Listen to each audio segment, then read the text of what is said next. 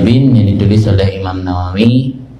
Beliau lahir tahun 631 Hijriah, meninggal tahun 676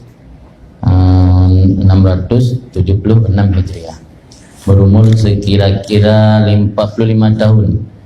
Imam Nawawi juga termasuk ulama uzab. Ulama yang lebih memilih hidup bahasa awak ini jomblo.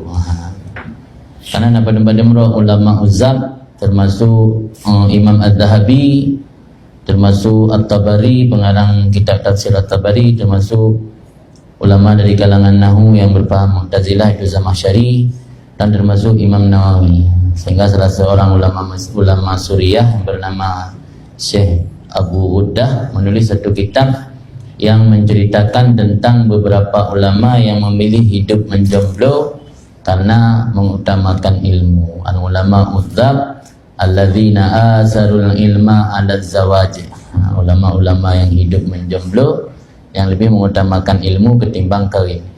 Sehingga anda pernah merumput dalam sebuah kitab ketika di akhir hayat Imam Nawawi ditanyakan, "Apakah Imam Nawawi yang nak kahwin?" Jauh anak sopingat lah, dua. Sempat dua anak tempat memikirkan kahwin. Imam Nawawi nyandung lalu dan lazat dengan ilmu agama.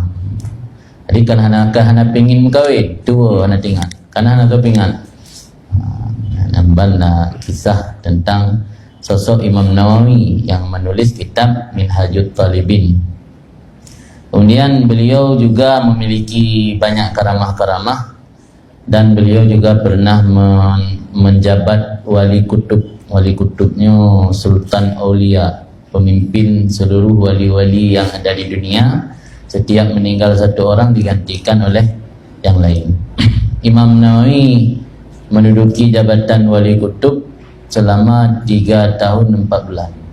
Karena kebetulan beliau tidak berumur panjang, cuma 45 tahun umur beliau.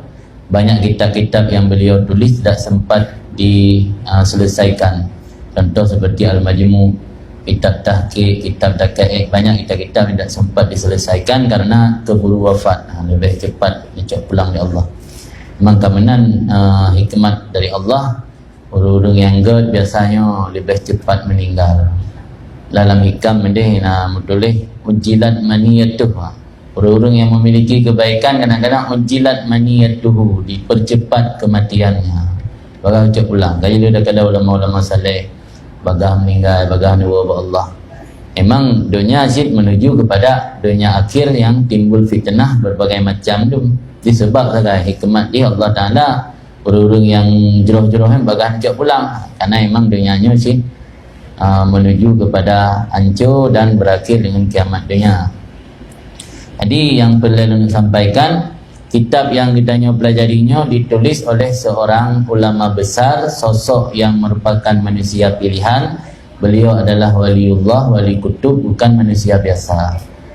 Bahkan boleh kita perkenalkan siapa penulis kitab sebelum kita belajar kitab, supaya jangan ada anggapan sebahagian santri atau orang yang belajar ilmu agama seakan-akan kitab yang dipelajari tersebut mirip atau serupa dengan karya tulis orang zaman sekarang. Orang zaman ini membuat satu karya tulis untuk memenuhi syarat untuk mendapat kualifikasi sarjana. Maksudnya untuk mendapat S1 pegat skripsi, untuk mendapatkan S2 pegat tesis, untuk mendapatkan S3 pegat disertasi. Tapi Imam Nawawi menulis kitab ini bukan karena untuk memenuhi standar gelar akademik.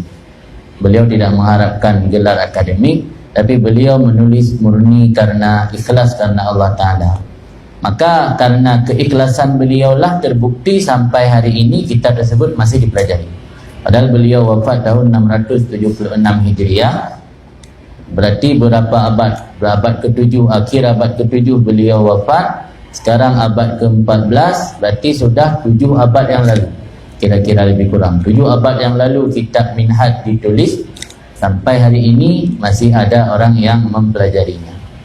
Bayangkan dengan kitab buku-buku yang ditulis oleh orang-orang cerdas sekarang seperti Profesor Pulan yang lain banyak menulis buku, tapi bukunya paling menjadi bestseller, buku terbaik, tapi dalam hitungan mungkin 10 tahun, 20 tahun hadir muncul buku yang lain, buku yang lama tenggelam. Kadang-kadang novel, buku-buku yang ditulis oleh orang duduk hanya hitungan berabad-abad bertahan. Mungkin bahkan penyebab jih karena terletak pada nilai keikhlasan. Maka setiap kitab yang kita nyebut bab mukadimah mandum bab akhir mukadimah ditulis oleh penulis atau musannif, akan Allah aku berharap semoga memberi manfaat apa yang aku tulis ini. Ternyata yang kagak ucap oleh musannifnya kira-kira 7 abad yang kau ikut, je takkan hana mustajabah doa musannif.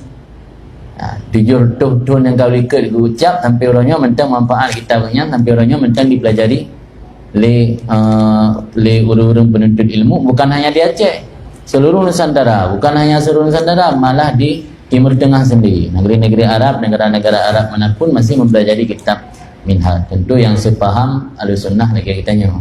Yang hanya sepaham orangnya hanya pakai kitab Imam Nawawi kerana dianggap ahli bid'ah. Ini lain persoalan lain.